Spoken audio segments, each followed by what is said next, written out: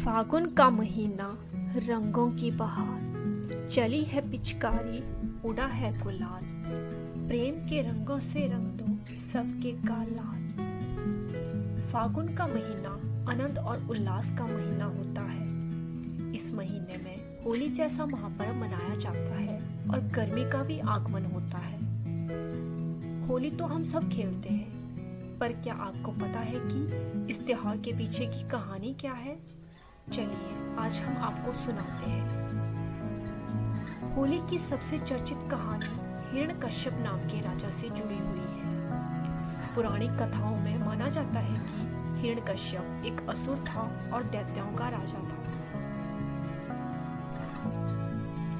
हिरण्यकश्यप ने असीमित ताकत हासिल करने के लिए भगवान ब्रह्मा जी की तपस्या की थी और उसने वरदान लिया था कि न वह किसी मनुष्य द्वारा मारा जा सकेगा, न पशु द्वारा, न दिन में मारा जा सकेगा, न रात में, न घर के अंदर, न बाहर, न किसी अस्त्र के प्रहार से और न किसी शस्त्र के प्रहार से उसके प्राणों को कोई डर रहेगा।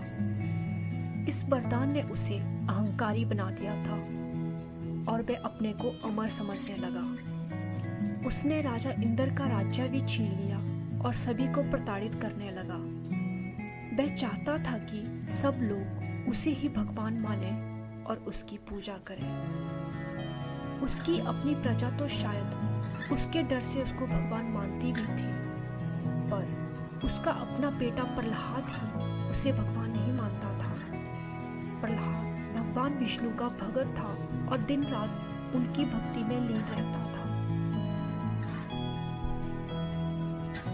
ये बात हिरण्यकश्यप को बहुत परेशान करती थी और प्रहलाद की ईश्वर भक्ति से गुस्सा होकर हिरण्यकश्यप ने उसे अनेक कठोर दंड दिए, परंतु उसने ईश्वर की भक्ति का मार्ग नहीं छोड़ा। जब वह सब तरीकों से हार गया और प्रहलाद से अपने आप को भगवान कहलाने में असफल रहा तो उसने तय किया कि वो प्रहलाद को मार देगा।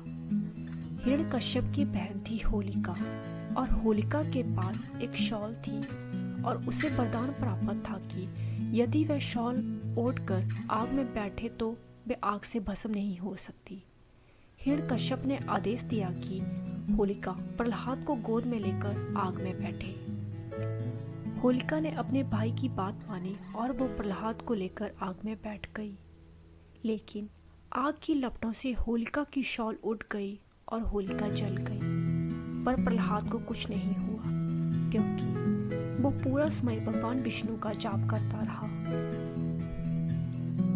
कुछ लोग इस उत्सव का संबंध भगवान कृष्ण से मानते हैं। राक्षसी पूतना एक सुंदर स्त्री का रूप धारण कर बालक कृष्ण के पास गई। वह उनको अपना जहरीला दूध पिलाकर मारना चाहती थी, परंतु दूध के साथ साथ बालक कृष्ण ने उसके प्राण भी ले लिए थे।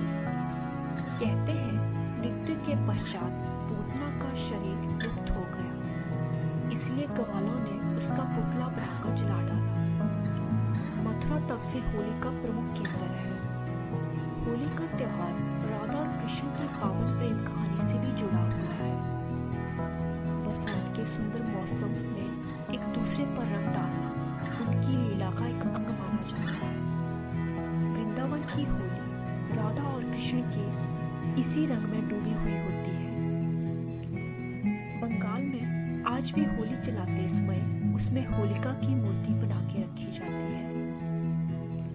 होली की बात हो रही हो और ब्रज की होली का जिक्र ना हो, ये तो हो ही नहीं सकता। ब्रज की होली 1-2 दिन नहीं बल्कि कई दिनों तक मनाई जाती है। ब्रज के नंदगांव और बरसाने की लठमार होली बहुत प्रसिद्ध है। प्राचीन काल में लोग चंदन और गुलाल से ही होली खेलते थे, लेकिन आज गुलाल और प्राकृतिक रंगों के साथ साथ केमिकल रंगों का प्रचलन भी बढ़ गया है। ये रंग स्वास्थ्य के लिए काफी हानिकारक और त्वचा के साथ साथ आंखों पर भी बुरा असर करते हैं। होली का त्योहार बुराई पर अच्छाई का भी पर्व है। हमें इसे सही तरह से मनाना चाहिए। अगर आपको मेरी ये वीडियो अच्छी लगी हो तो मेरे चैनल को लाइक, शेयर, सब्सक्राइब करना ना भूलें। Story time with auto family की तरफ से आप सबको होली की हार्दिक शुभकामनाएं।